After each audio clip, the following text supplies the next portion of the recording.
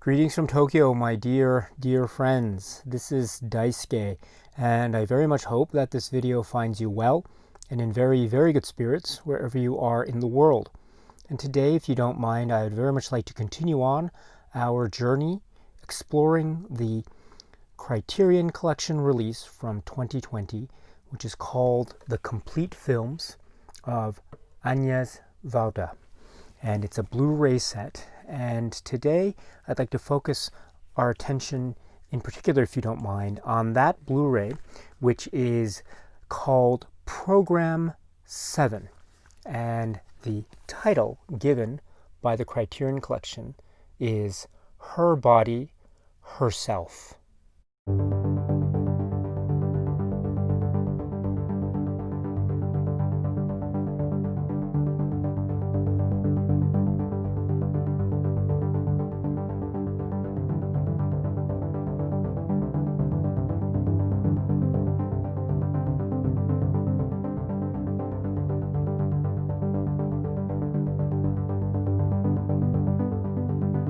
This Program 7 disc in this great set from the Criterion Collection, The Complete Films of Agnes Varda, is given the title Her Body, Herself.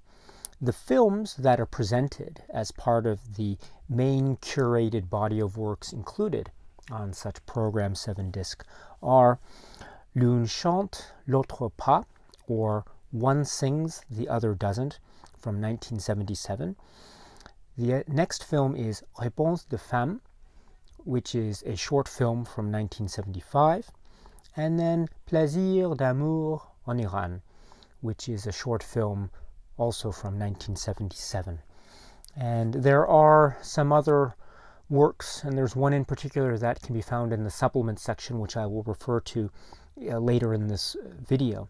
So if we count that film, NAUSICAA, then we can say that there are the 3 films here, plus a 4th film that is included in the supplements. So in essence, we're getting 4 films plus further supplements in this Program 7 disc. So that's a lot of material, and what great and profoundly provocative and thought-provoking work it is indeed, which is to be expected because Agnes Varda presents works that are challenging, that are very humanist, that are true to her form as an artist and as a poet and as a cineast and as a human being.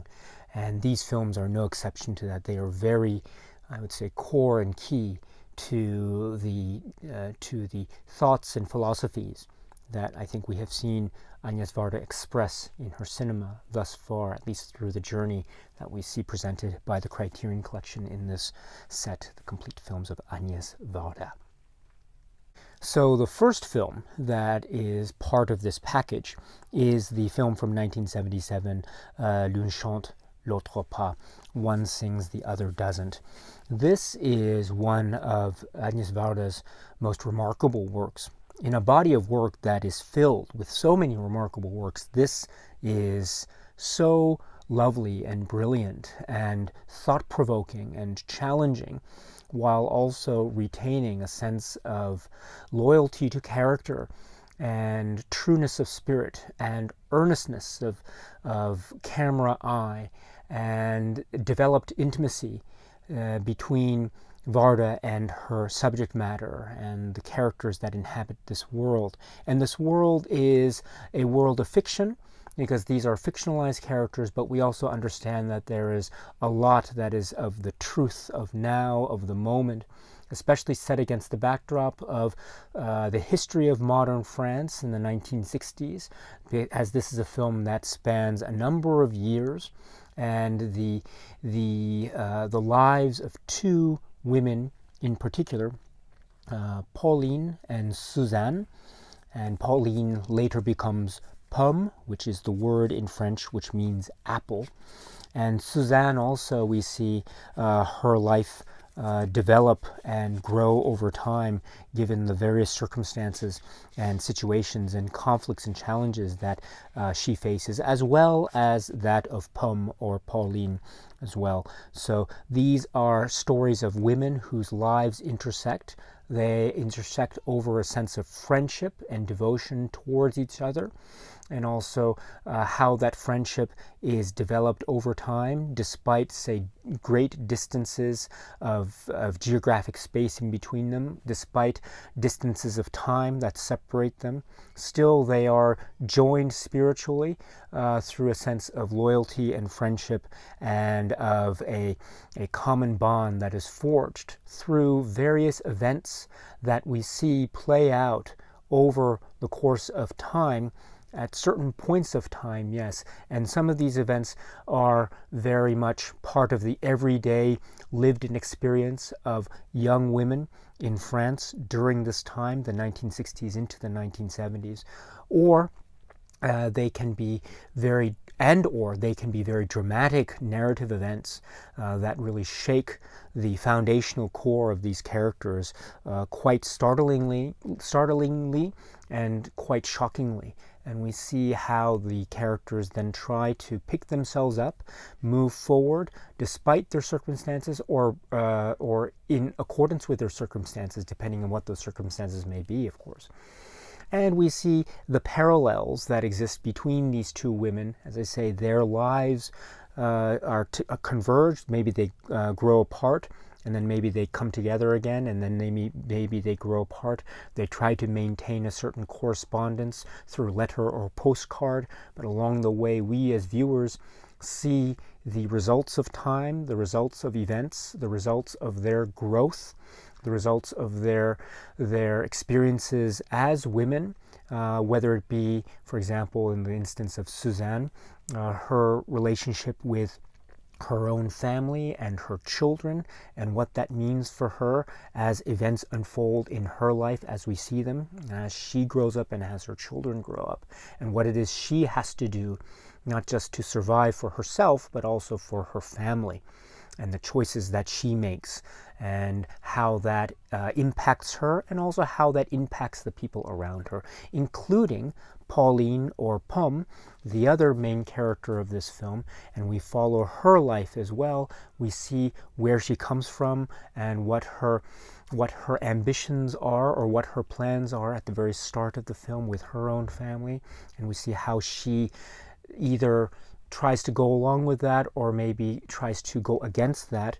And then we see her trajectory of her life, and the idea of a streak of independence that we see, and her expressions as an artist, as a singer, how those expressions help her or guide her, or maybe accompany her as she herself makes certain choices having to do with her life, her identity, her relationships with her family, her friends, certain men in her life, and how she makes choices that over time and over years affect her own sense and identity and existence, not just vis-a-vis herself and those around her, but also as a member of a family. And then we see how those developments seem to parallel the relationship or the circumstances that we see Suzanne encounter. So Pauline, or Pomme, and Suzanne, the two main characters of this work, this brilliantly conceived work. One sings, the other doesn't. There are so many themes that are Varda-esque themes that are enwrapped, that are intertwined, that are totally engaged and are interwoven into the very fabric of this film. And therefore it makes it, I think, a very quintessential Varda film, because on the one hand, we have a really lovely devotion that Varda and filmmaking crew and company are giving to these wonderfully realized characters who face issues and problems and conflicts that are so real and that are so accessible. They have things to do with family, how one deals with parents, certain societal pressures that one feels, especially as a woman, as a young woman in this particular society of France.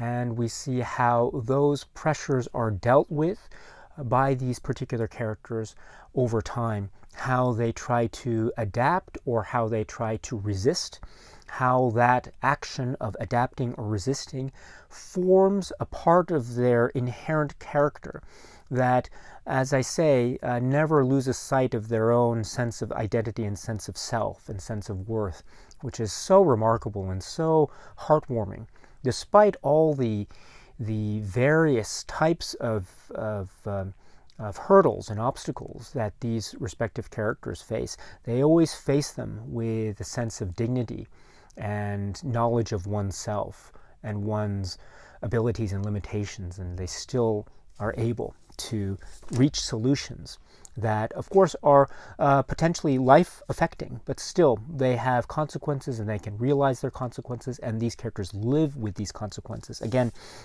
many of these consequences or many of these societal pressures can be said to be applied because of the fact that they are women, and they are also dealing in their own ways with concepts of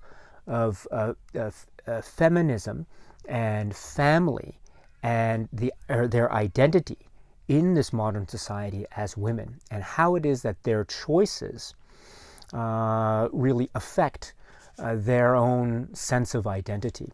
And this is a really, I think, important point, and it's a word that Varda herself uses to describe this film and other films that she has done, the notion of feminism. But Varda's expression of this, I think, is very much a Varda type of concern, because, as we know, Varda herself is very much concerned with the true expression of self and what it is one is feeling, what she is feeling as an artist and as a person. And she always shows us what it is she's feeling, whether it is based on a sense of artistic creativity, whether it is based on the sense of family and love and devotion, whether it is a sense of real intellectual curiosity, genuine intellectual curiosity, or whether it is a sense of wryful, funny, humorous, playful attempts at being a brilliant cinematic poet,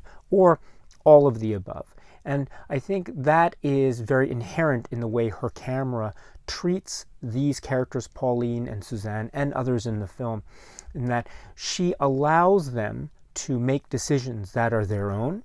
She allows them to feel and understand and live with the consequences of the decisions that they make. They make those decisions and they live with the consequences as women.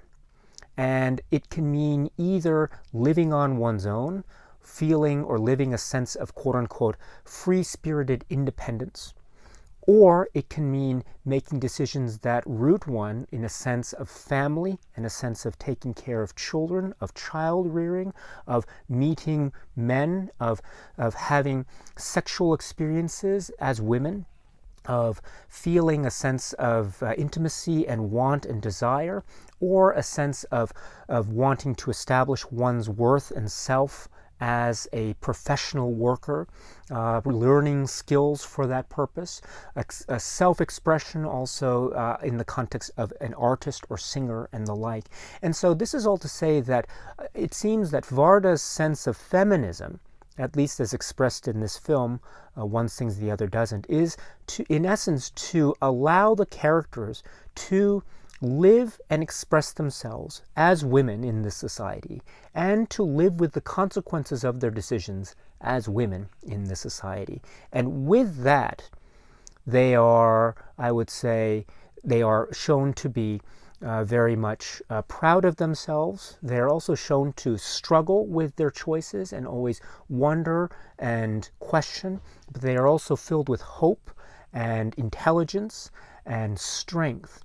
And I think this is a full picture that is robust and direct, and, as I say, given a sense of completeness or fullness. And I think that is the essence of what Varda is trying to do, I think, whenever she describes this film as, quote-unquote, a feminist film, or a film with such kind of feminist concerns.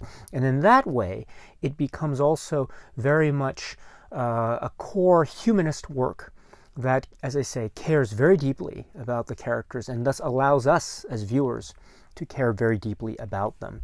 And we can understand or try to understand the choices that they make as individuals, as human beings, and we can feel and live and experience those consequences in the direct and honest way that Varda allows us through her great, great cinema.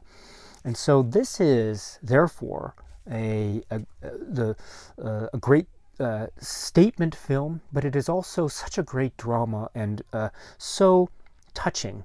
And the characterizations are very lovingly portrayed in a way that we are, I think, accustomed to, given the great track record of Varda and the way that she is depicting with true, sincere honesty the characters of her film, including this one. One sings, the other doesn't. L'une chante, l'autre pas. So with that, and before I go to the other films that are presented here, let me just address the supplements that are included together with the film, L'une chante, l'autre pas. I suppose one place to start is the fact that, well, before I begin with the set in earnest, let me just say also that the film L'une chante, l'autre pas, one sings, the other doesn't, also appears on this individual Blu-ray that was released a little bit prior to the release of this box set. But it's nice if you want to have an individual release of a great Varda film. You can find it here, spine number 978. And it has, for the most part, it has these other shorts as supplements to this disc. So if you want to watch Réponses de Femmes and Plaisir d'Amour en Iran, you can watch them as supplements on this disc as well as a trailer, and also there's a documentary and other supplements, which I'll get to right now. But there is that option. But now let me go back to the Blu-ray set here, the complete films of Agnès Varda, and let's talk about what we have as far as the supplements associated with the film. One sings, the other doesn't.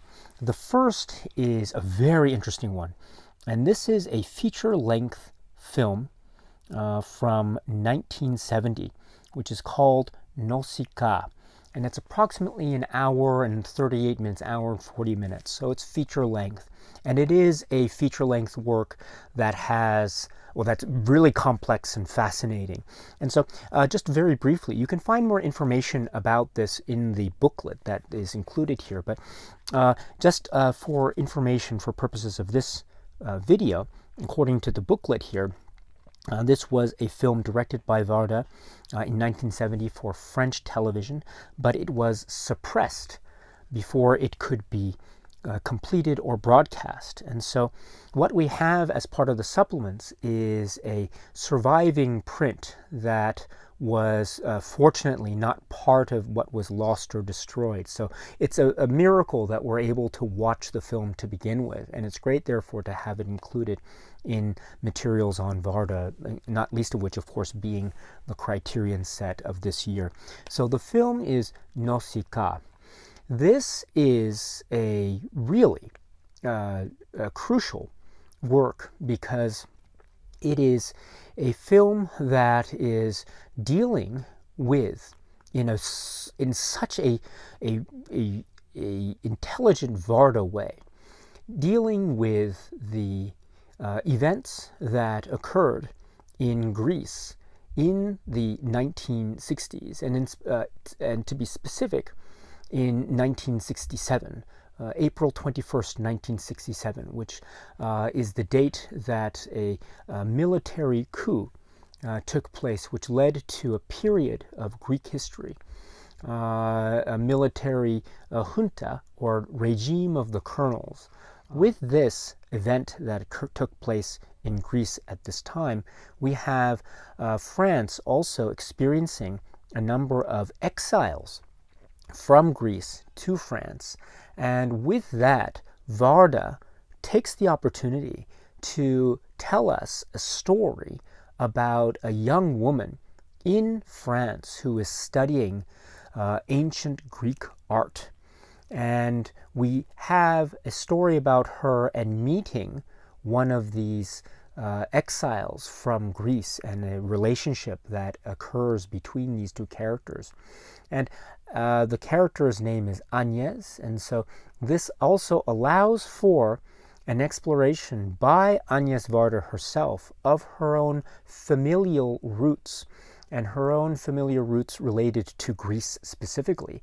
And this also allows for Agnes Varda, the filmmaker and philosopher herself, to examine this, the issue and this current event of what is happening in Greece and how it is affecting the people from Greece who now find themselves in France. So that is that in that way, Varda is interviewing face-to-face a number of these Greek exiles who find themselves in France, and so they tell us about their feelings, their emotional disconnect, or how they are trying to make sense of this situation. They're longing to return home, but also the contradictions that they feel about this. And also, this allows for Varda to give us some interesting and perhaps biting or satirical insight into how the French population writ large are either witnessing this event as they unfold in Greece, or they don't care, or they don't know about it. And so this also shows that many, not all, but many of the people that she interviews who are French, they either regard Greece as a fun, beautiful place to visit as a tourist, or maybe this place of wonderful Greek art and history and myth, or maybe that's all, a nice place with a lovely sunshine and climate. But that is very, very harshly juxtaposed with how Varda then presents the notion of the coup and the current situation that is occurring, as I say, in the late 60s. And this is achieved by the interview process with actual Greek exiles. Also, the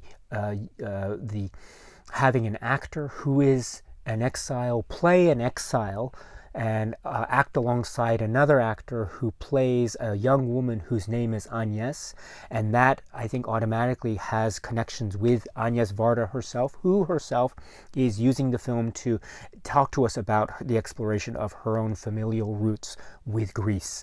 And this, therefore, creates this whirlwind, if you will, of very Varda-esque concerns and applications of cinema, namely the mixture and the blending between what is real and what is fiction, the use of cinema and turning cinema on its head, blending documentary style with fiction narrative, using interviews, having that juxtaposition also make some kind of statement or concern vis-a-vis art. As we know, Varda is very much a student of the arts. She's an admirer of the arts and a lover of the arts. But what is happening here that's really interesting and might be seen to be somewhat of an exception, if you will, in the Varda canon is that here in the film NAUSICAA, we see this harsh juxtaposition, this harsh comparison made between this notion, this romantic notion of Greece, made by the outsider or the tourist or the student or the historian or the art historian or the art critic.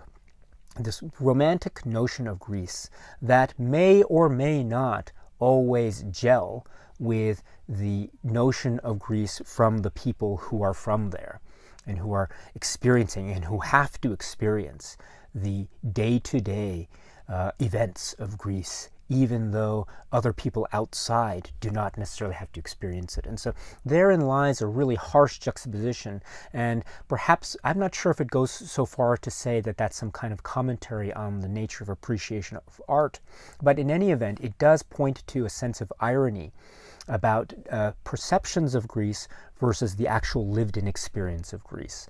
And that, I think, is so fundamentally crucial in an exploration of Varda's work in cinema up to now, thus making this film NAUSICAA so important. This is so important. So it's wonderful to have this film included in the Criterion Collection set as it is.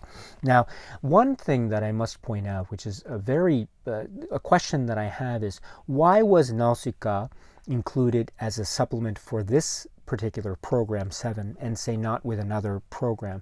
And perhaps the practical reason for that is due to space found on the Blu-ray disc itself. After all, this is a program that includes one feature film, One Sings the Other Doesn't, and 2 short films, which I'll get to in a moment. And so maybe practically speaking, in terms of space, NAUSICAA could find a space or spot here on this disc. Okay, I can understand that. But also maybe thematically, we can say that NAUSICAA does concern itself with the sweep of history and how we look at history, and how the way that we look at history can on the one hand be a comfort, but another way to look at history needs to be a very direct and a very almost cold one, an immediate one, and one that needs to shock us in order to have its full effect. And I dare say that One Sings the Other Doesn't is also an exploration of history and the shock of history and the necessity of the need to shock, in particular in the context of what might be called women's liberation or rights or independence, especially in the specific context of abortion. And the film One Sings, Another Doesn't. And so I think that in terms of that sweep of history and the need of an immediate directness and shock of dealing with direct history, I think therefore the films NAUSICAA and One Sings, the Other Doesn't find a very compatible place vis-a-vis each other. And so I think it's a fitting place to have NAUSICAA. And it's not listed on this main program notes, but I think it could have very easily been listed, say, at the bottom here, and it would have fit in rather nicely, in my opinion. So anyway, it sits as a supplement to One Sings, the Other Doesn't, and it's well worth it if you can check it out. It is a kind of work print, so it's not the best visual quality that one will ever see, but it is really good. And it is, as of now, probably the best we'll ever be able to see it. And in that sense, it is also a Varda work through and through. And it's well worth checking out on that score alone. So that's the first supplement. Then we have a 47-minute documentary made by Katia Raganelli. And this is called Women Are Naturally Creative, from 1977, and this is fascinating, another fascinating work, because it focuses in on Agnes Varda, and in particular Agnes Varda as we find her making the film One Sings, the Other Doesn't. And that allows for great one-on-one conversations with Varda. Also, we hear Varda's voice, and we also get an overview of a number of Varda's past works leading up to One Sings, the Other Doesn't, including, I might add, the film REPONSES DE FEMMES. And so actually I think probably one should watch these 2 short films before watching the documentary if one is really particular about going in some kind of order. But be that as it may, it is a brilliant documentary. There are there's a nice moment of a joint interview with Valérie Mérès and Thérèse Liotard, the stars of One Sings, the Other Doesn't, and they talk about working with Varda. There is a brilliant moment where Varda becomes so almost incensed when she is trying to describe some specific societal norms that she's really not happy with, and she therefore gets into this fantastic, forceful, almost diatribe, if you will, which is a real statement about who she is and what it is that she's about, and it is utterly amazing. And that is an example of why this documentary is 100% worth watching if you can get it. It's part of the set as well. And you can also find it on the individual release, by the way. So Women Are Naturally Creative, focusing on Agnes Varda by Katia Raganelli. Brilliant stuff. Absolutely brilliant stuff. And then to round out the supplements, we have a great trailer that is associated with the film One Sings, the Other Doesn't. Next, we have in the curated order of films, the short film REPONSES de FEMMES. And this is from 1975, a fascinating, almost visual essay, a playfully put together visual essay that is also very biting, very pointed, very direct, very almost sharp, and also witty and warm, and very forceful yet confident. It is focusing on the concept or notion or conception, if you will, regarding the question, what does it mean to be a woman? What does it mean to be a woman? And the answers that are generated and that are expressed in this short work, I think, are very suggestive of women here, of human beings who want or seek or desire to express their womanhood, their femininity, in a way that is not, that is consistent with who they are, that is not ashamed of who they are, and also that is very much wholly a part of their experience as individuals and also as women. And this is a great opportunity for Varda and the participants to express their frustrations about, say, how women are portrayed in current media, how there are a lot of societal expectations that are placed upon women, and how they view or treat their own self-worth, their own sexuality, and how there are seemingly contradictory elements to these societally applied norms. And in order to express one's creative and also individual freedom, one needs to break free from these norms, or one needs at least to identify what the inconsistencies are vis-a-vis these applied societal norms with regard, as I say, to quote-unquote the woman's place in society, or quote-unquote the sexuality of women and the objectification of such sexuality. And I think in those modes of conversation, these women and these participants and Agnes Varda are in essence making a claim or reclamation or statement or dedication or exclamation in essence about who they are and what it is they feel, what it is they are proud of, why it is they are proud. And it is done, I think, with a sense of earnestness and also a sense of a clever use of cinema, and also a sense of truth and honesty. So it is, again, another blend and mix of styles. There is a sense of the gritty, honest truth. There's also the sense of the playful and the cinematic. There's also the sense of the raw, honest nature of the depictions. And it's wonderful. It's absolutely wonderful. It is, of course, therefore, on that basis, I think, linked very thematically, closely so, to the film One Sings, the Other Doesn't, in terms of this expression of individuality and the need for this notion of expression and choice and the consequences thereof, and how these people understand or can live with such consequences because it is their choice and it is who it is they are. So in that sense, I think it's very closely linked, these two works. Also, there is a focus in on the human body and the beauty, as it were, of the human body. And Varda she's very direct, and there are depictions of the human body here.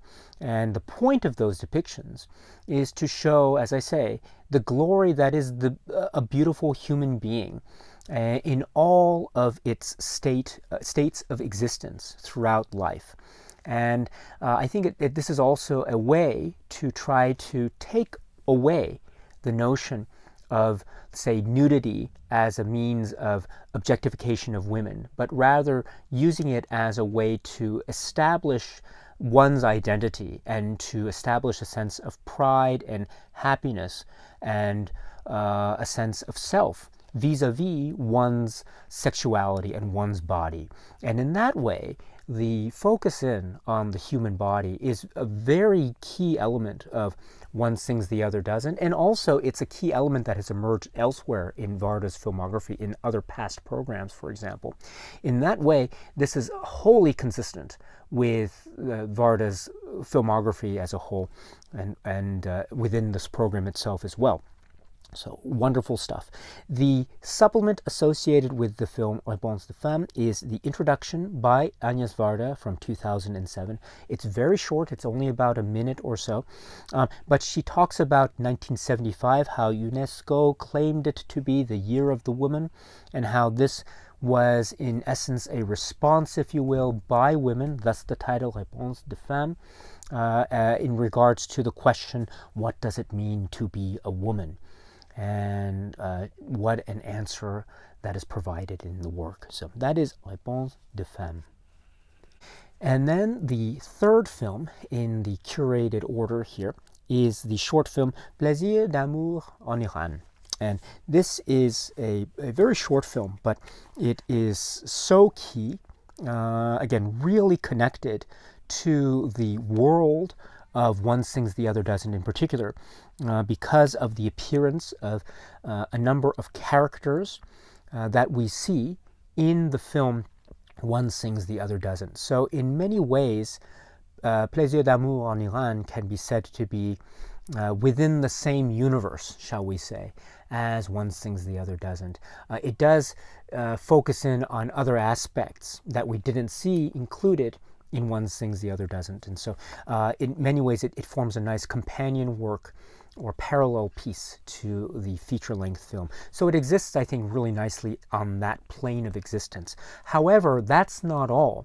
That is not all, because it also exists, the short film does, it also exists so comfortably and so brilliantly on its own, because this is another film where Agnès Varda is doing all the things that she does so well in her cinema. She's taking aspects of the relationships between men and women, how women express themselves and their femininity and their sexuality in the context of such relationships. It uses the notion of place and time and people, and this notion that Varda's cinema seems to be promoting this importance of the idea that people and place are so closely interconnected with each other. Thus, this leads to a great way that the film challenges us and makes us see the city landscape of this place, of this part of the world, Iran, and it makes us, it associates the place and the buildings and the architecture with really direct and intimate notions and direct notions of sexuality, of human sexuality, such that there are these parallels that are made of sort of metaphorical images that are conjured up, comparisons made with the way that buildings are shaped and human sexuality. And so this is, I think, this is done perhaps for in order to maybe show the furtherance of the relationship between these characters, which I think is a very interesting and legitimate way to pursue that aim. But also it is an effective way to show how people relate to place and their sense of place, and how even places that might seem to have these years and years and years of history can still retain a sense of the immediate and the nowness because of how we interact and how we view them as human beings in the moment. And not just human beings, but as living, breathing human beings with normal or just feelings of desire and wants and needs and emotion. And that includes also sexual feelings as well, feelings based on sexuality. And I think that interaction, therefore, between oneself and one's feelings and the place around one is very much a Varda type of concern. After all, we've seen many a time where she is concerned about how the place and the people interact. And this is another brilliant example of that. And again, it's also continuation or parallel storytelling with respect to One Sings the Other Doesn't, and it's a great film overall. So I'm so happy that it's here, and it forms a great companion piece to the works that we find elsewhere on this Program 7 disc. So that's Plaisir d'Amour en Iran. And included as a supplement with this film is a 2007 introduction from Varda herself, approximately 56-7 seconds, so less than a minute or so. And so this is where she is expressing what the film was and how she saw the architecture and how that led to some very famous passages of the film and discussions of discreet yet, I think, intimate discussions of sexuality and the like, and the links to the feature film One Sings the Other Doesn't. So now we're getting a great introduction, as always, from the filmmaker Agnes Varda here. And so with that, my friends, this is the package. This is the selection or collection of films that we get in this Program 7, Her Body, Herself. And I must emphasize again that we are getting 3 or 4, if you count the film NAUSICAA. We are getting a collection of films that are bold, dynamic, that speak truth to the moment of now and the concerns of history as related to now, the immediate impact of history, and political movements, and also the sweep of change, and how it's not just the sweep of change on this broad scale, of course, but it's the sweep of change and how it affects people on an individual basis, an intimate level. And we see that here, and also we see the concerns that Varda has with time and space and environment and geography and architecture, and how that still is always linked so closely with the movements of the heart and the human spirit, and what it is we want and desire and need as human beings wherever we are. So in that sense, this is pure Varda at its finest, and we're getting some brilliant works, and I hope you get a chance to watch these films, my friends. So this is Program 7, Her Body, Herself. Okay, my friends, so that's it for now. And so until we meet again, please be happy and healthy and well, and please keep on watching a lot of great movies. Thank you so much, as always, for your time. I really appreciate it. Stay strong, stay safe, and cheers.